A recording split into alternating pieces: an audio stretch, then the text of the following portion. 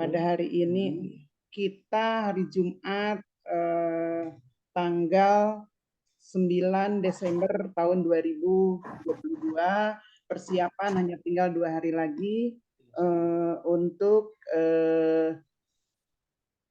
melaksanakan survei akreditasi sehingga kita bisa melaksanakan dengan lancar dan optimal. Teman-teman semuanya, terkait dengan pokja saya di sini adalah tentang komunikasi dan edukasi, di mana pasien pada saat datang ke RSUD Dr. Aji Darmo adalah harus diberikan edukasi sesuai dengan kebutuhan. Nah, untuk itu saya percaya adalah kayak Google Forum. Ya, mohon di-mute ya, di-unmute ya teman-teman semuanya, mohon sekali lagi. Dan semoga yang hadir hari ini, saya lihat di sini sudah 29 orang, teman-teman bisa mewakili dan bisa menyampaikan. Bisukan tuh, bisukan.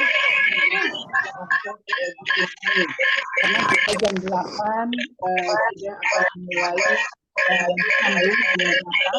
Saya hanya sebentar nanti disambung dengan Maria. Mohon di-mute ya teman-teman.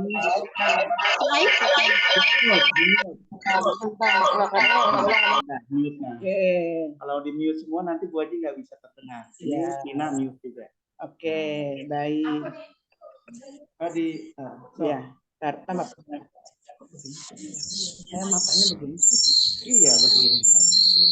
Ini ada yang aktif lagi nih, nah di mute gitu. Oke. Harusnya Oke. Duduk di sini sebentar. Oke. Baik teman-teman semuanya, mungkin saya mereview ulang terkait dengan edukasi terintegrasi yang teman-teman saya percaya sudah biasa melakukan itu semua. Akan tetapi kenapa kami review ulang, ini adalah ada hal-hal penting yang perlu kami tekankan. Ini mengenai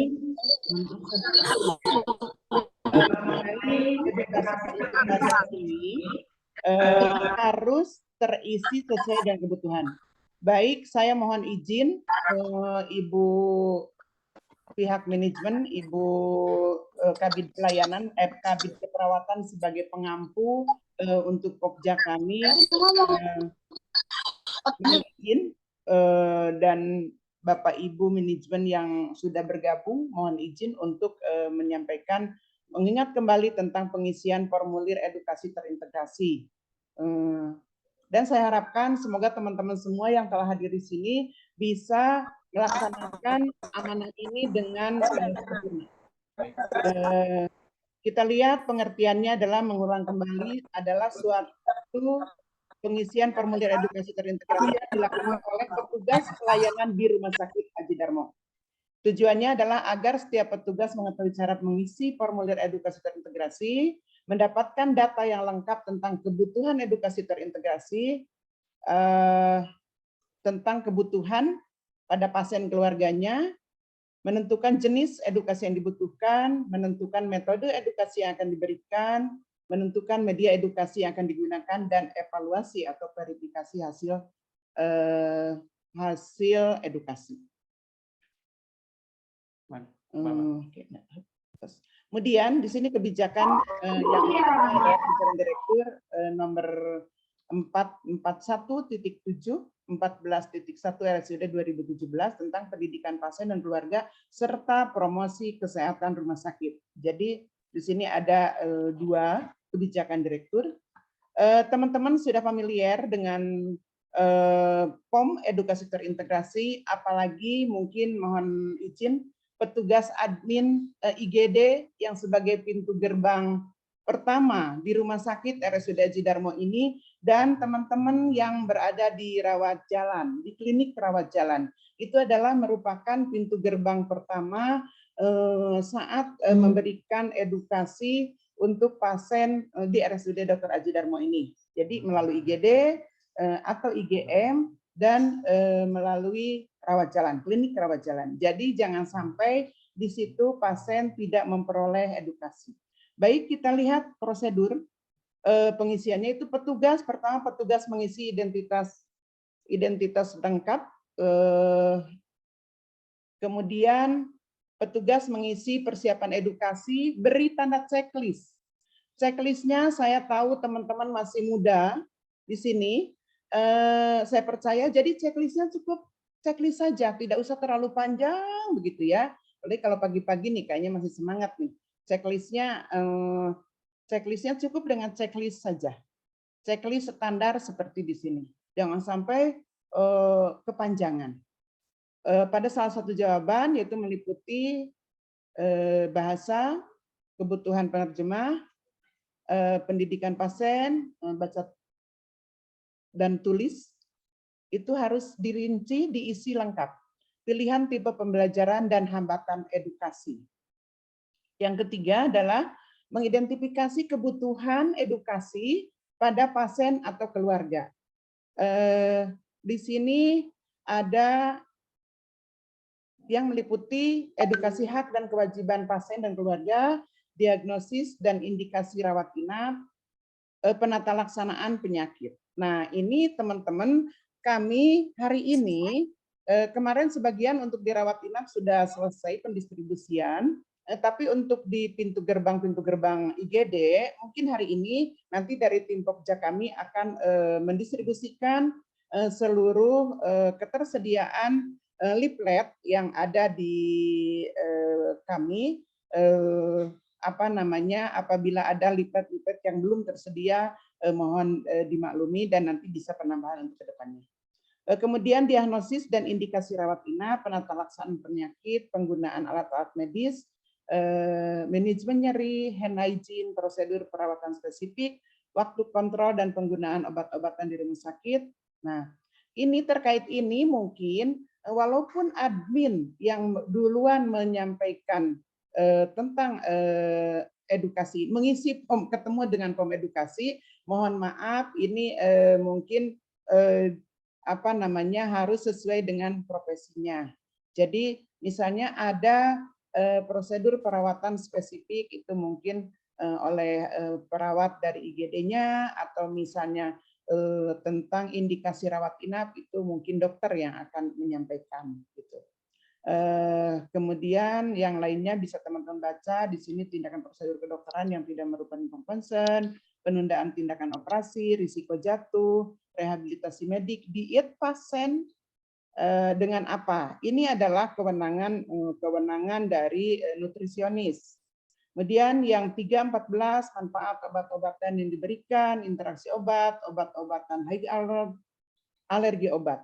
Ini adalah dilakukan oleh profesional pemberi asuhan farmasi. Jadi dalam mengisi POM edukasi terintegrasi ini adalah minimal 4 profesi yang harus menuliskan di sini, yaitu dokter. Alhamdulillah ini koordinator Dr. Heni Hairani, terima kasih sudah bergabung. Sama-sama Bu Haji. Luar biasa. Bisa menyampaikan nanti kepada teman-temannya, walaupun itu misalnya ini pintu gerbangnya IGD, rawat inap tinggal menyambungkan, melanjutkan, mohon disampaikan ke dokter yang di IGD, dokter mohon maaf. Kemudian satu dokter, kemudian yang kedua adalah perawat atau bidan, yang ketiga adalah nutrisionis, yang keempat adalah apoteker. Minimal 4 profesional pemberi asuhan memberikan edukasi terintegrasi. Kemudian edukasi tentang inform concern, edukasi pemberian darah dan produk darah, kemudian perencanaan pulang pasien, discharge planning. Ini berarti pasien saat mau pulang setelah dirawat inap. Nah, ini yang barunya adalah keterlibatan peserta didik dalam pelayanan kesehatan. ini yang baru, dan insya Allah di POM yang ketersediaan POM sudah tersedia. Nah, ini kemudian yang keempatnya menentukan topik edukasi yang akan diberikan. Setelah kita melakukan pengkajian, ini harus ada kesinambungan pengkajian asuhan keperawatan atau kebidanan, harus ditentukan kebutuhan atau topik edukasi yang diberikan, sehingga muncul ada relevansi hasil assessment saat kita mengkaji itu di dalam topik edukasi yang diberikannya di dalam POM-nya itu nyambung begitu. Jadi saya tahu teman-teman sudah memahami konsep ini, akan tetapi kadang-kadang untuk kesinambungan itu suka ada lupa. Gitu. Jadi ini hanya sekedar mengingatkan. Mengisi tanggal saat edukasi, mengisi persetujuan edukasi, ini di sini baru teman-teman semuanya yang di poin 6 ini mengisi persetujuan edukasi. Di sini ada menerima dan menolak. Dulu sebelum tahun 2022 itu belum ada variabel ini ya. Di sini adalah permintaan dari untuk memenuhi elemen penilaian. Dan betul, ini adalah merupakan hak pasien juga pada saat dia tidak mau menerima edukasi, itu kita harus ada persetujuan dulu. Di sini ada menerima, silakan teman-teman checklist dan bisa menolak. Tapi sepertinya yang menolak jarang ya di kita mah sepertinya. Nah, sasaran edukasi. Di sini tuliskan nama sasaran edukasi serta hubungan dengan pasien.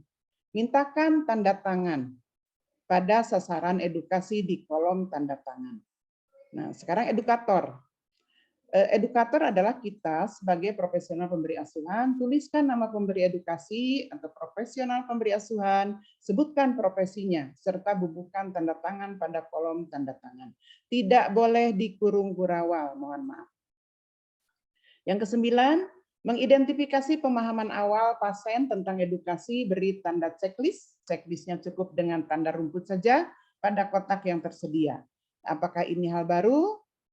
Bila topik edukasi merupakan hal baru, atau reedukasi bila perlu edukasi ulang. Nah, metodenya lisan, dan bila lisan itu bila topik edukasi diberikan secara lisan atau langsung, semuanya tinggal di checklist di lisan, dan yang keduanya adalah demonstrasi. Ya, oke.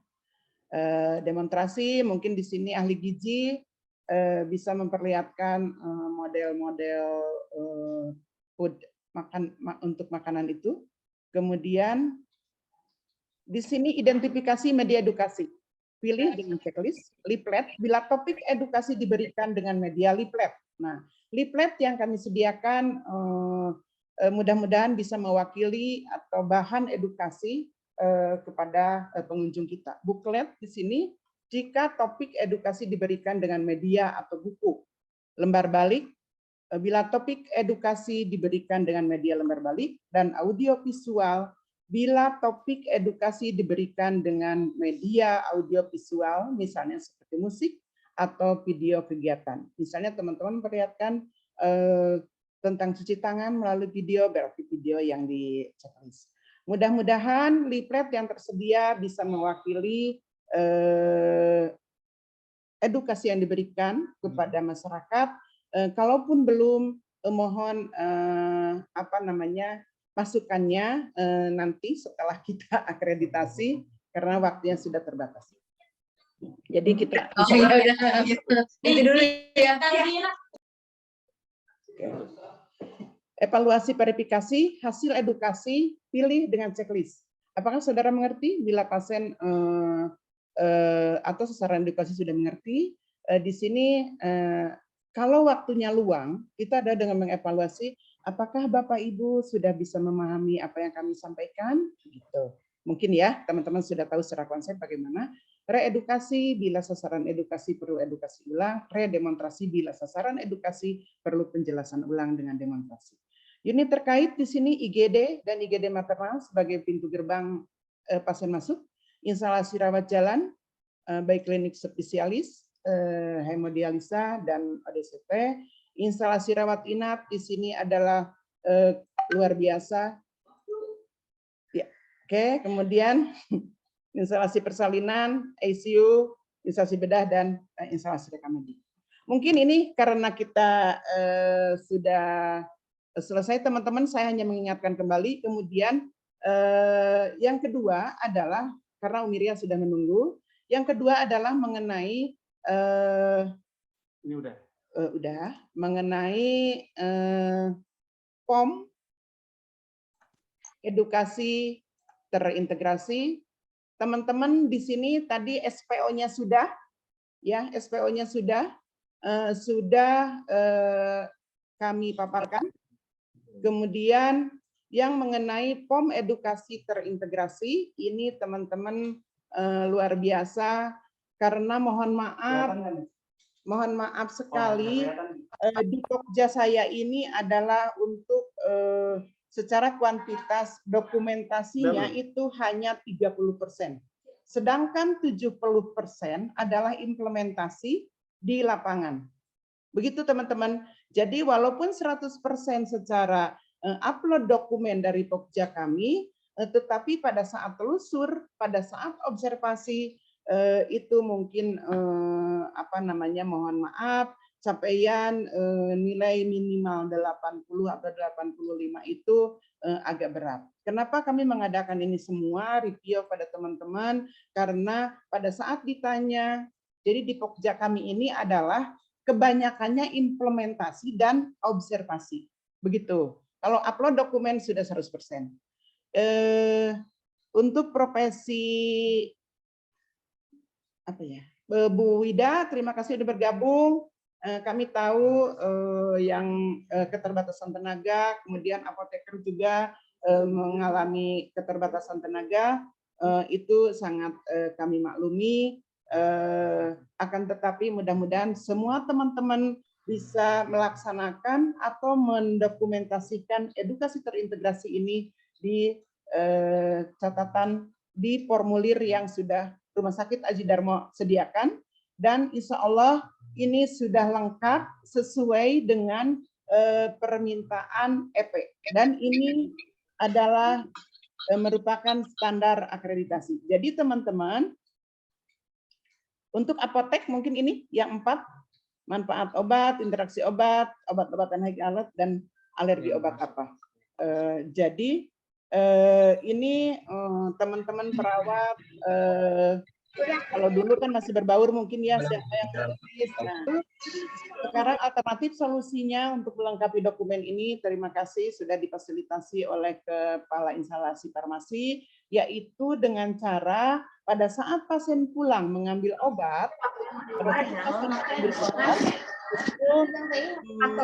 saat mengambil obat, POM edukasi terintegrasinya dibawa oleh pasien, sehingga teman-teman apoteker bisa menuangkan edukasinya di POM edukasi terintegrasi.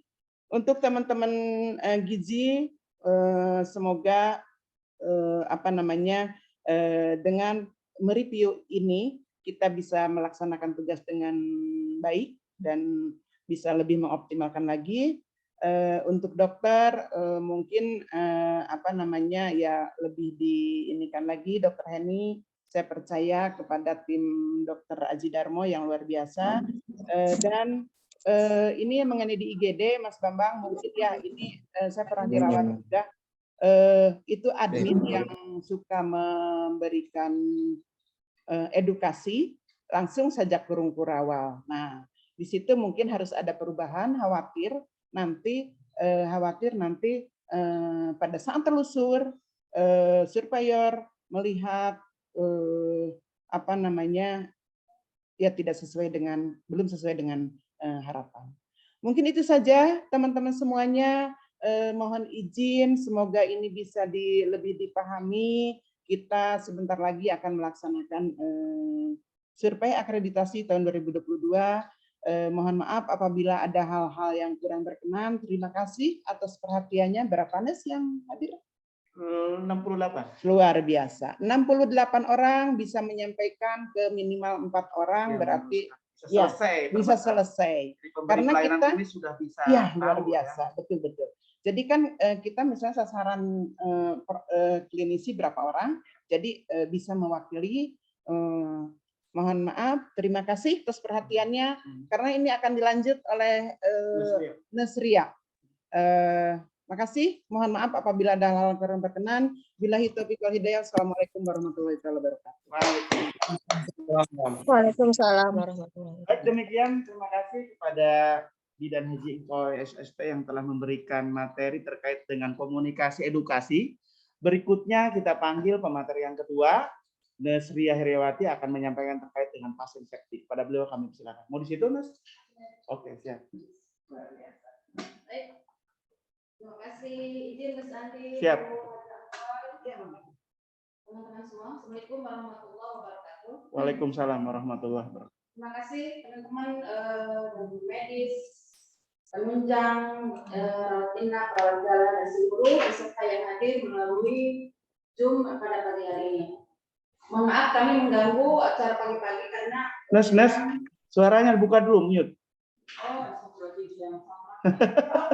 aku dibukain kayak. Ya.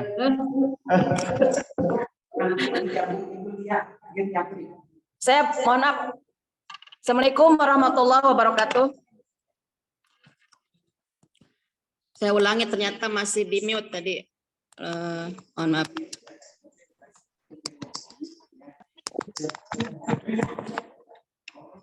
Baik, terima kasih teman-teman medis, non medis, teman-teman perawat inap, perawat jalan, dan seluruh peserta yang hadir melalui Zoom pada pagi hari ini.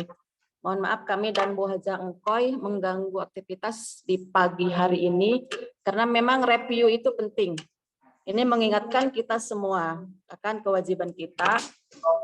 Kalau sudah membudaya sih tidak jadi masalah, tidak direview, tapi kan kita pelan-pelan akan membudayakan terutama keselamatan pasien atau pasien safety. Di sini saya tidak membuat slide, hanya mereview 6 sasaran keselamatan pasien. Baik, kita review satu persatu dari 6 sasaran tersebut ya. Yang pertama, sasaran yang pertama yaitu mengidentifikasi pasien dengan benar. Jadi mengidentifikasi pasien dengan benar. Teman-teman di ruang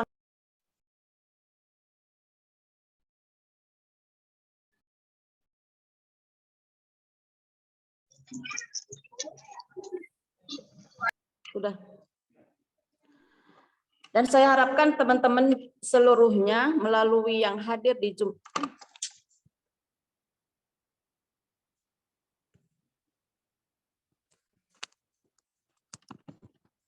Melalui yang hadir di, udah unmute kan? Mohon maaf teman-teman, saya memakai ini nih, memakai HP bukan PC, jadi kecil tampilannya ya. Lanjutkan ya, jadi SKP 1 itu mengharuskan kita mengidentifikasi pasien dengan benar sebelum melakukan apapun, ya, terutama sebelum melakukan tindakan atau prosedur. Nah, beberapa bagian yang terkait dengan identifikasi pasien sudah barang tentu. Yang pertama rawat inap, yang kedua rawat jalan, yang ketiga laboratorium, yang keempat radiologi, yang kelima farmasi, yang keenam. Terima kasih teman-teman yang sudah mewakili dari bagian tersebut. Baik, kita ulas ya. Di SKP 1 ini kita diwajibkan hanya menanyakan 2 saja identitas pasien, yaitu nama dan tanggal lahir. Ya,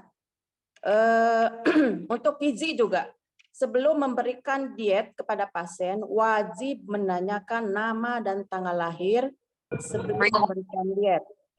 Tidak usah nanya alamat, tidak usah menanyakan status janda atau duda, tidak usah ya. Jadi cukup tanyakan nama dan tanggal lahir. Kemudian cocokkan dengan diet dan order yang sudah dipesan melalui ruangan dan diverifikasi di bagian gizi. Begitu juga dengan yang umur aja boleh kali tanggal lahir dan farmasi. Ya, kalau dirawat jalan karena tidak memakai gelang identitas, jadi cukup ditanya nama dan tanggal lahir. Ya, tanpa ada kegiatan visual ya, karena kalau dirawat inap kan memakai gelang, kecuali di ruang HD ya, ruang HD walaupun rawat jalan karena tindakan invasif semua, jadi memakai gelang. Jadi untuk rawat jalan cukup tanya nama dan tanggal lahir tanpa ada mencocokkan dengan gelang identitas. Ya. Kemudian hal yang baru saya harus sampaikan di sini, ada identifikasi pasien saat terjadi bencana. Nah, ini harus saya sampaikan SPO-nya bahwa jika terjadi bencana, seperti alurnya kita kan dikumpulkan di titik kumpul ya. Nah, ketika sudah kumpul di titik kumpul, kita identifikasi tuh adakah korban, artinya korban bencana ya. Nah, jika pasiennya teridentifikasi membutuhkan pelayanan selanjutnya, kan harus dibawa ke IGD. Nah, di titik kumpul setelah kita identifikasi, kita pasangin pita hijau. Ingat ya, khawatirnya ditanya bagaimana identifikasi ketika bencana. Jadi prosedurnya ketika kita sudah berkumpul di titik kumpul, kita identifikasi dan korban dipasangin pita hijau. Untuk selanjutnya yang perlu pengamatan di IGD dibawa ke IGD dan ditata laksana sesuai protap yang berlaku di IGD. Kemudian SPO identifikasi pasien yang tidak sadar. Nah, Absennya kalau tidak sadar bagaimana bisa menjawab ya? absennya udah. Jadi kita verifikasinya langsung Absennya kepada 7. gelang identitas atau kepada berkas rekam medis. Ya. Oh, Kemudian identifikasi sebelum pemberian diet udah tadi. Dan yang terakhir adalah identifikasi bayi baru lahir yang tidak segera diberi nama. Kalau di kita memang sebagian besar atau mungkin bahkan 100% itu lahir tidak segera diberi nama, jadi memakai nama ibunya. Ya, jadi bayi, nyonya, titik-titik nama ibunya. Kemudian jangan lupa pula untuk teman-teman yang dirawat inap, jelaskan tujuan dipasang gelang identitas atau manfaatnya. Jadi jangan hanya dipasang, mungkin juga termasuk IGD ya, karena yang memasang pertama kali adalah di IGD. Mas Bambang tolong ditindaklanjut ya. Jadi sambil memasangkan gelang identitas, sampaikan bahwa tujuan dipasang gelang identitas itu untuk salah satunya mencegah salah pasien dan selanjutnya salah prosedur, salah dan lain-lain itu ya. Jadi untuk mencegah kesalahan gitu. Kemudian lanjut ke SKP kedua. SKP kedua yaitu meningkatkan komunikasi efektif. Hal ini yang harus kita lakukan adalah ketika melaporkan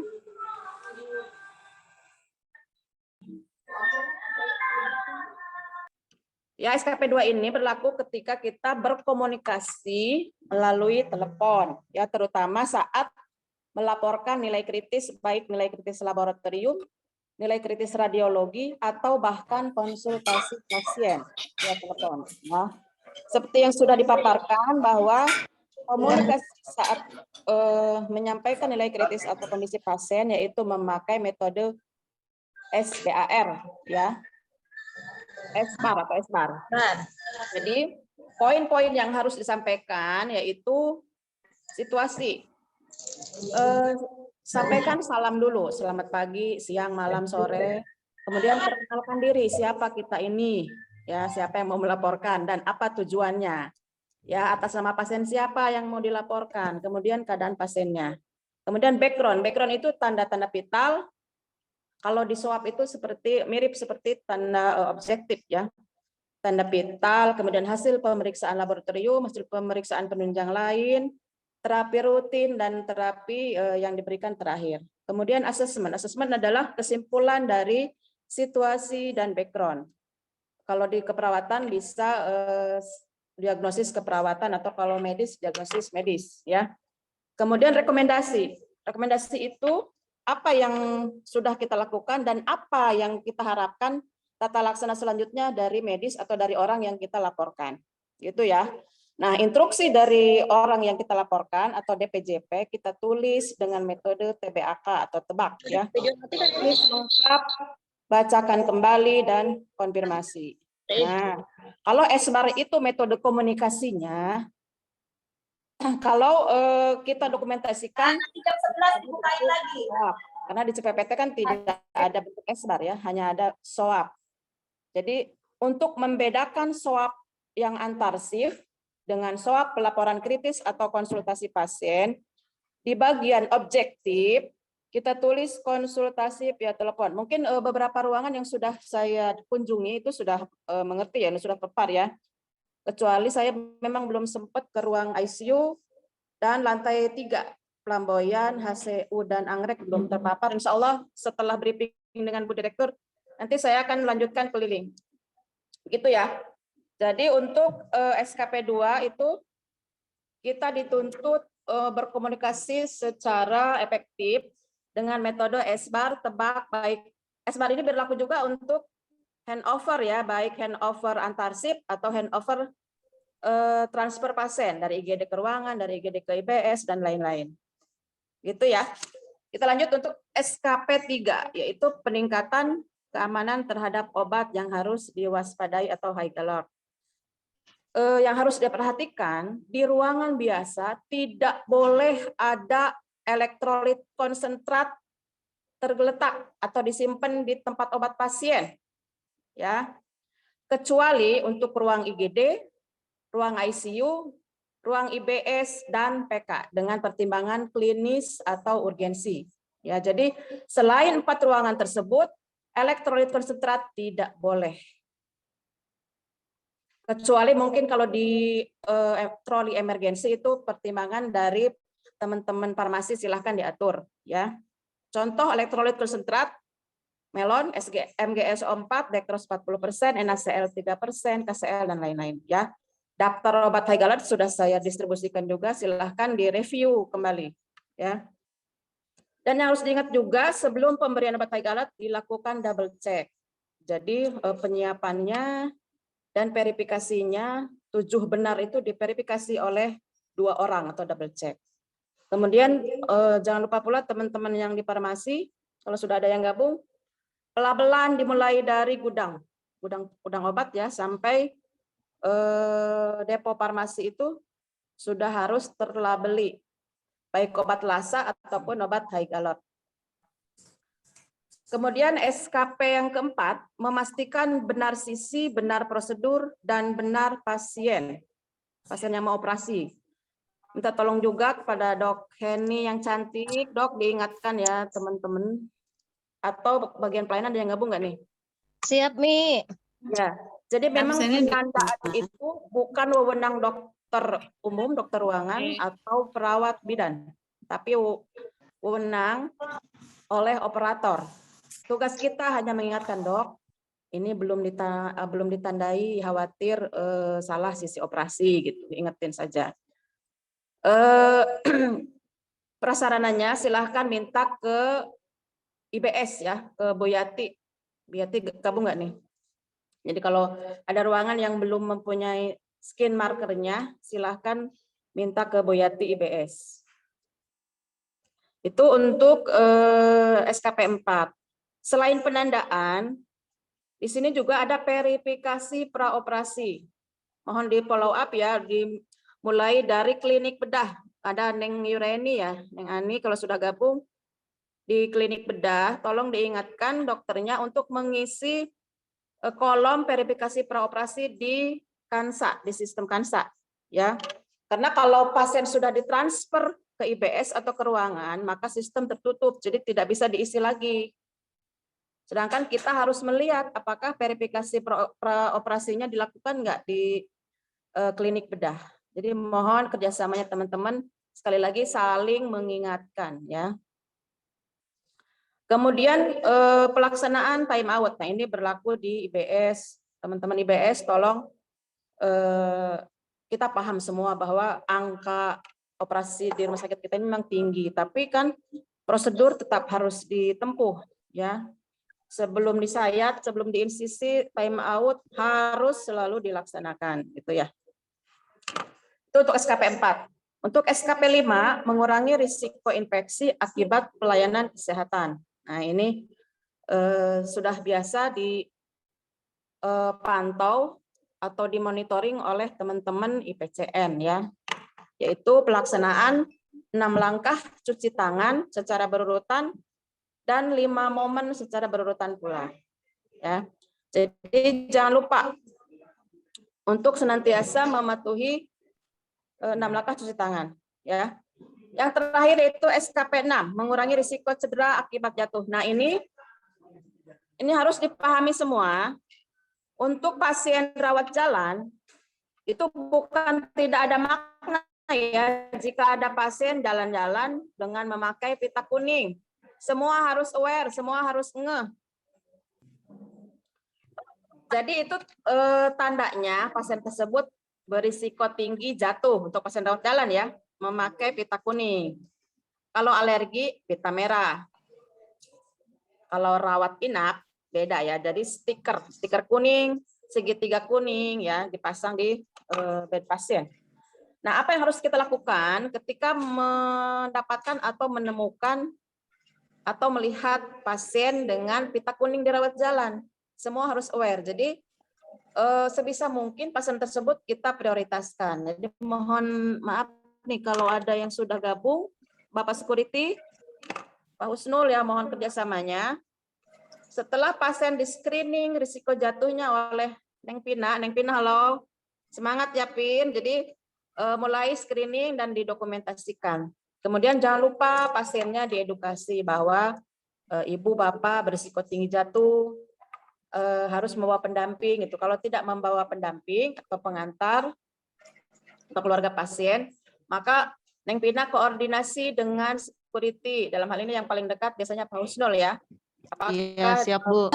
dengan alat bantu seperti kursi roda atau transferring ya, atau berangkat. Nah, Ya Bu. dan didokumentasikan di buku screening.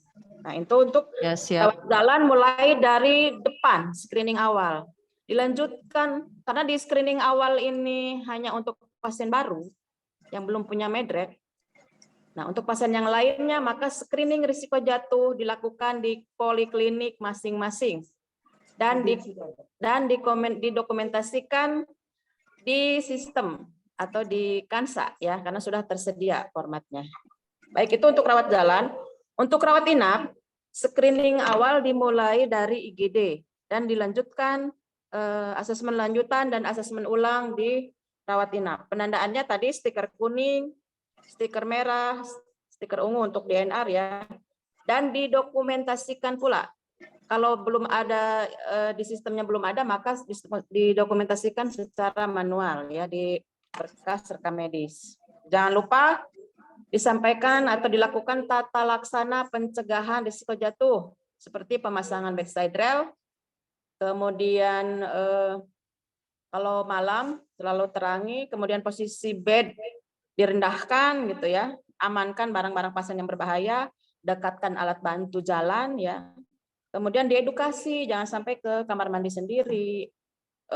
Penunggunya juga atau keluarga pasien diberikan edukasi, diberikan pengertian bahwa pasien berisiko tinggi jatuh dan dicegah jangan sampai terjadi jatuh beneran, begitu ya.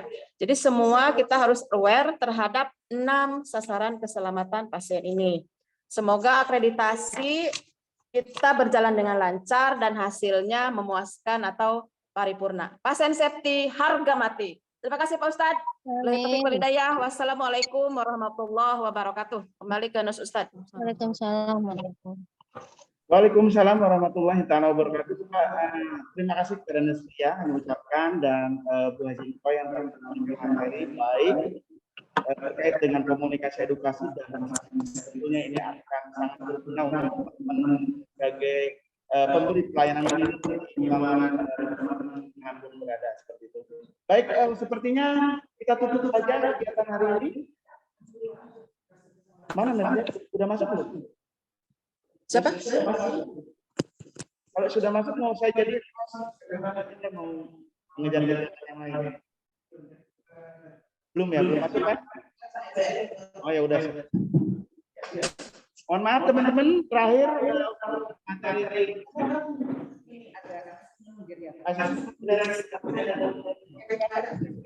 silakan. Maaf ya, punya saya terbuka laptopnya sebenarnya. Teman-teman sedikit saja tambahan, karena kita sudah ada pelayanan geriatri ya, khusus untuk rawat jalan dan rawat inap, itu ada penambahan informasi sedikit tentang asuhan atau asesmen untuk pasien geriatri. Di awal, di screening awal oleh Pina ya, ini harusnya Bu Lia yang menyampaikan, tapi mungkin Bu Lia karena kita jam 8 mau ada pertemuan persiapan rapat dengan Ibu Direktur. Jadi apabila dari screening awal Pina Rahmawati itu membawa form untuk asesmen pasien geriatri, itu mohon diisi dengan lengkap. Ya, mohon diisi dengan lengkap oleh klinik yang ditujunya. Mungkin itu saja, karena untuk saat ini kita pelayanan geriatri itu sudah ada, kliniknya belum ada karena keterbatasan segala sesuatunya. Jadi baik SDM maupun sarana lainnya. Mungkin itu saja, teman-teman, mohon kesediaan dan kerjasamanya untuk mengisi form assessment pasien geriatrik. Oke, terima kasih. Itu saja yang dapat kami sampaikan. Mohon maaf, kami akan bergabung ke ruangan sebelah. Terima kasih, selamat melaksanakan tugas. Semoga langkah kita di hari ini, kegiatan kita mendapatkan ridho Allah Subhanahu wa taala. Amin, ya Allah. Terima kasih Mas Andi sudah Baik. memfasilitasi. Ya. Assalamualaikum warahmatullahi wabarakatuh. Waalaikumsalam warahmatullahi wabarakatuh. Waalaikumsalam warahmatullahi wabarakatuh. Terima kasih teman-teman. Mohon maaf sekali lagi, luar biasa untuk para pemateri kita pada pagi hari ini. Terima kasih atas kebersamaan teman-teman. Sekarang teman-teman boleh kembali ke aktivitas masing-masing. Demikian hanya Allah yang bisa membalas pahala segala apapun yang telah teman-teman lakukan pada pagi hari ini. Demikian. Assalamualaikum warahmatullahi wabarakatuh. Waalaikumsalam warahmatullahi wabarakatuh. Terima Saya kasih. akhiri. Assalamualaikum.